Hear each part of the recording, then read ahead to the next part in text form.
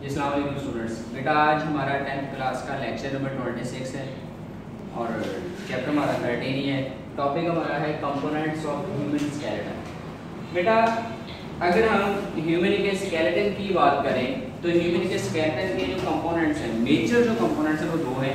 एक को हम कहते हैं एक्सियल स्केलेटन और एक को हम कहते हैं अपेंडिकुलर स्केलेटन।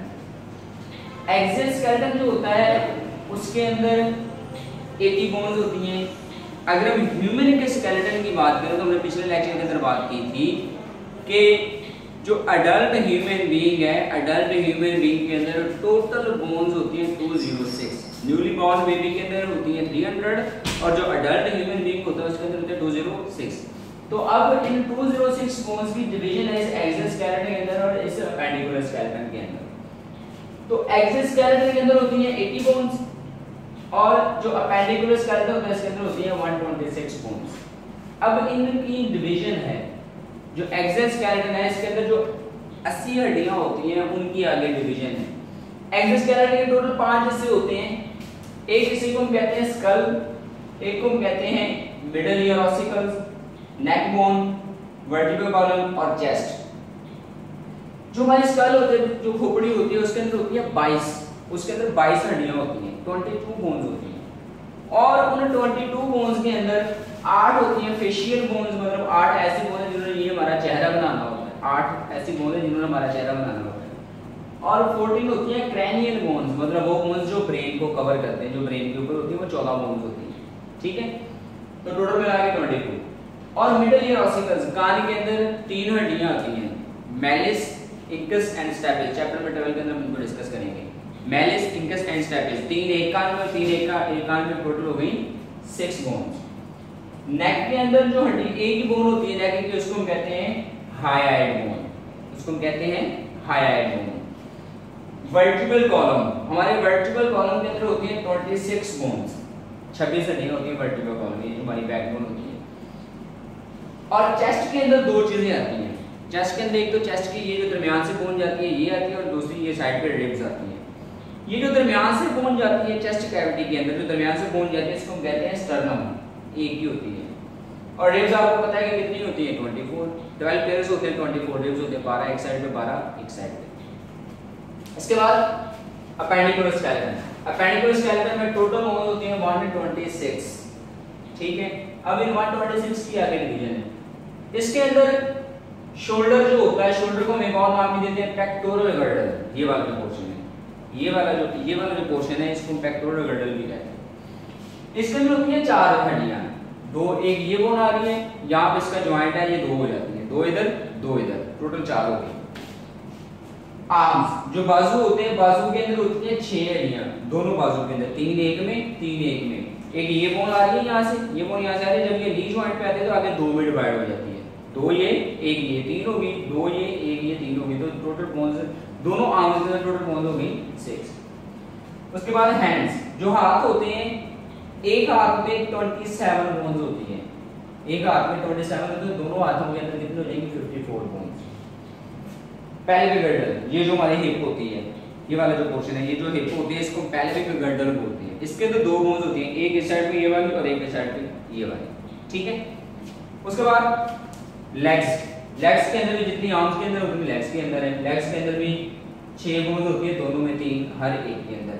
ये बोन यहाँ से हमारी बोन जा रही है, जब नी जॉइंट आता है तो नीचे जाकर फिर 2 में डिवाइड हो जाती है। ठीक है, तो 3 एक में और 3 एक में। और जो हमारे पाँव होते हैं, पाँव के अंदर होती हैं 54, दोनों पाँव को अगर मिलाएं तो दोनों पाँव के अंदर 54 हड्डियां होती हैं, 27 एक में और 27 एक में। ठीक है, तो टोटल ये मिला के बनती है 126 बोन्स। ठीक है, और 126 और 80 मिला के बन जाती है 206। इसके बाद ये जितनी भी एनाटॉमी है, ये जितनी भी एनाटॉमी है, ये एनाटॉमी ही देखते हैं, ये जितनी भी एनाटॉमी है कि नेक के अंदर कितनी बोन्स है, स्कल के अंदर कितनी बोन्स है, हमारे शोल्डर में कितनी है, हिप में कितनी है, हाथों में कितनी है, पाँव में कितनी है, लेग्स में कितनी है, बाजू में कितनी है, ये सारी की सारी जो एनाटॉमी है ये बताने वाला एक बंदा था, उसका नाम था एंड्रियस वेजिलियस। ठीक है, ये सारी की सारी जो एनाटॉमी है, ये सारी की सारी जो एनाटॉमी है जिस बंदे ने बताई थी उसका नाम था एंड्रियस वेजिलियस। उसने क्या किया था, उस एंड्रियस वेजिलियस ने anatomy of a human skeleton, anatomy of human skeleton, उसने ह्यूमन स्केलेटन की एनाटॉमी को एक्सप्लेन किया था, ठीक है। और ह्यूमन की एनाटॉमी जो उसने एक्सप्लेन की, उसने उसके अंदर बताया कि बॉडी के किस किस पार्ट के अंदर कितनी कितनी हड्डियां होती हैं और फिर उस हर एक हड्डी के स्पेसिफिक नेम भी, ठीक है। और इसने ये सारा काम किस तरह से किया था? इसने सारा काम किया था by the dissection of dead bodies, by the dissection of dead bodies. Dead bodies इसने ली, डेड बॉडीज ने ली और उन डेड बॉडीज की डायसेक्शन की, डेड बॉडीज ली, डेड बॉडीज की डायसेक्शन की, और डायसेक्शन करके उसने पूरी की पूरी एनाटॉमी बताई कि उसके ह्यूमन की बॉडी के अंदर कितनी हड्डियां होती हैं, कहां-कहां होती हैं। इसके बाद बेटा हमारा एक छोटा सा टॉपिक है adaptations in the lower jaw of mammals, mammals like human being भी mammal है, buffalo है, cow है, ये सारे के सारे mammals हैं, इनको mammals है। अब बेटा अगर हम ओवरऑल सारे ऑर्गेनिज्म की बात करें तो सारे ऑर्गेनिज्म का जो अपर जॉ होता है ना, ऊपर वाला जो जबड़ा होता है, जो ऊपर वाले दांत होते हैं वो फिक्स्ड होते हैं, वो मूव नहीं करते, वो एक जगह पे फिक्स्ड है। लेकिन जो नीचे वाला जबड़ा होता है, जो नीचे वाले दांत होते हैं वो मूव करते हैं। नीचे वाला जबड़ा स्कल के साथ आर्टिकुलेट करता है, ठीक है। तो upper jaw is fixed whereas lower jaw is movable, वो मूव करता है। अब ऑर्गेनिज्म हमारे पास दो तरह के हैं, कुछ हैं लोअर वर्टिब्रेट्स, कुछ हैं mammals, higher vertebrates. Lower vertebrates के अंदर आती हैं फिशेस वगैरह, जो फिशेस हैं वो लोअर वर्टिब्रेट्स में आती हैं। तो बेटा जो लोअर वर्टिब्रेट्स हैं, लोअर वर्टिब्रेट्स का जो लोअर जॉ होता है, लोअर वर्टिब्रेट्स का जो लोअर जॉ होता है वो बहुत सारी बोन से मिलकर बना होता है, made up of many bones, more than 2 bones, वो 2 से ज्यादा बोन्स से मिलकर बना होता है। लेकिन जो मैमल्स हैं, जैसे जैसे एवोल्यूशन हुई, चेंजेस आते गए, तब्दीलियां आती गई, तो ऑर्गेनिजम्स ने अपने लोअर जॉ को मॉडिफाई किया।